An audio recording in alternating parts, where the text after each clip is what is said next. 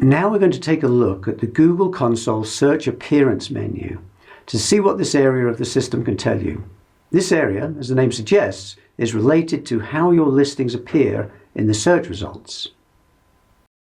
Let's start by clicking this little I button at the end of the menu name. This opens up an example pane showing you the different parts of a search result. Clicking on each item opens a box that describes what the component is and links to more information about that component. Just a handy little reminder of what's what.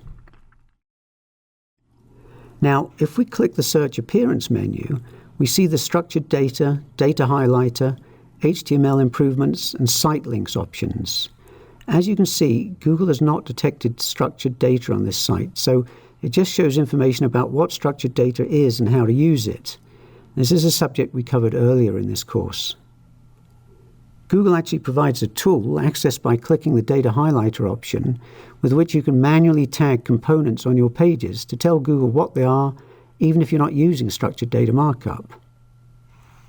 The HTML Improvements option loads a page in which Google makes suggestions on how you can improve some of the site's on-page optimization and how many pages seem to have problems, such as pages that are missing title tags or have duplicate title tags, pages with meta description tags that are too long or too short, and so on.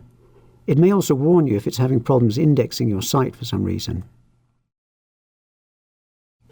Finally, the Site Links option, where you can tell Google not to use certain pages as site links in your search results. The site links are the small extra links that sometimes appear in the search results. If you've noticed an inappropriate page appearing, you can block it in the Site Links page of the Google Search Console. You might want to take a moment to review your site's search appearance area to see, for instance, if Google's suggesting any improvements to your title and description tags.